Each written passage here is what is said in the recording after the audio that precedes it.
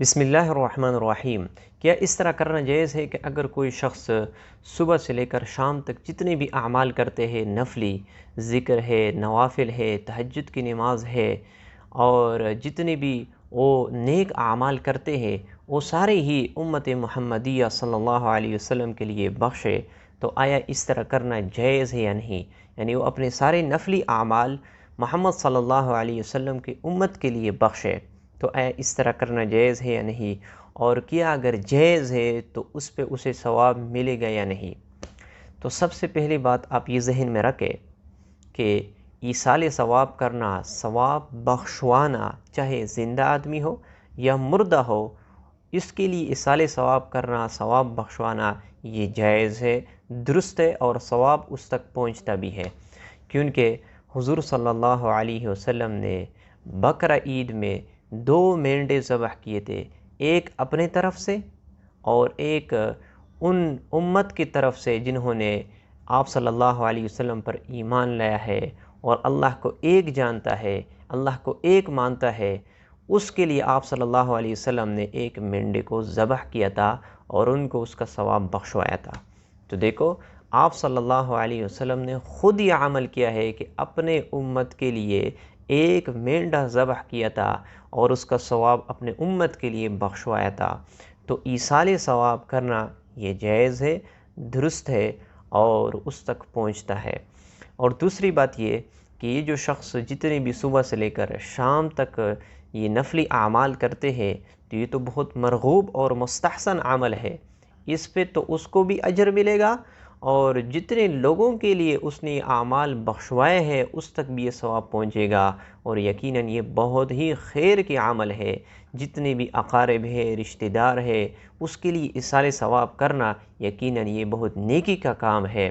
علامہ شامی رحمۃ اللہ علیہ فرماتے الافضل ان یتصدق، کہ کوئی بھی جب کوئی چیز کسی کے لیے ایصال ثواب کر لے تو یہ نیت کر لے کہ سارے جتنے بھی مومنین ہیں جنہوں نے کلمہ پڑھا ہے، لا الہ الا اللہ کا اقرار کرتے ہیں، اس کے لیے جو ہے نا ایصال ثواب کر لے، ثواب کو بخشوائے۔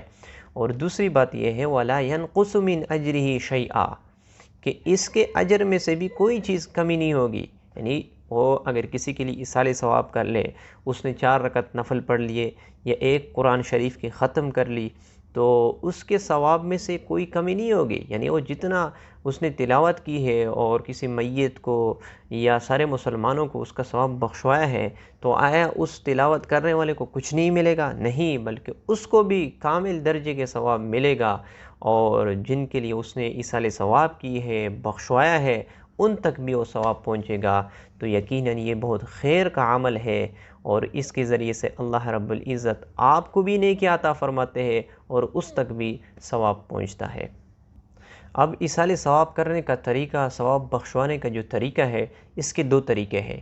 ایک یہ کہ آپ سب سے پہلے یہ نیت کر لیں کہ میں جو نفل پڑھتا ہوں یا تلاوت کرتا ہوں یا ذکر اذکار کرتا ہوں، اس کا سارا ثواب میں محمد صلی اللہ علیہ وسلم امت کے لیے بخشواتا ہوں، یعنی آپ صلی اللہ علیہ وسلم کی امت کے لیے یہ میں جتنے بھی اعمال کرتا ہوں نفلی، ان کو بخشواتا ہوں، تو یہ سارا ثواب ان تک پہنچ جائے گا۔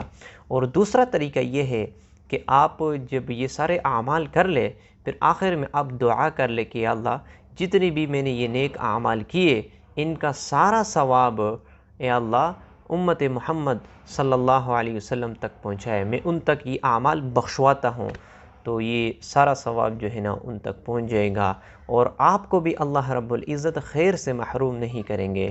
تو یقیناً یہ بہت مستحسن اور بہتر عمل ہے۔ ہمیں چاہیے کہ ہم روزانہ اگر کچھ نہیں کر سکتے تو 1 مرتبہ الحمد شریف اور 3 مرتبہ قل هو اللہ احد یہ پڑھے، اور پھر اس کے بعد جتنے بھی محمد صلی اللہ علیہ وسلم کی امتی ہے ان تک یہ جو ہے نا ثواب بخشوائے، ان تک یہ ثواب ایصال کر لے، تو یقیناً یہ بہت خیر کا عمل ہے۔ بعد میں بھی جب آپ فوت ہو جائیں گے تو آپ کے لیے بھی لوگ ایصال ثواب کریں گے۔ تو مجھے امید ہے کہ آپ لوگوں کو یہ مسئلہ سمجھ میں آ چکا ہوگا۔ اگر کوئی سوال ہو تو آپ ضرور پوچھ سکتے ہیں۔ مجھے دعاؤں میں یاد رکھنا۔ اللہ تعالی ہمارے مدد فرمائے۔ السلام علیکم ورحمۃ اللہ۔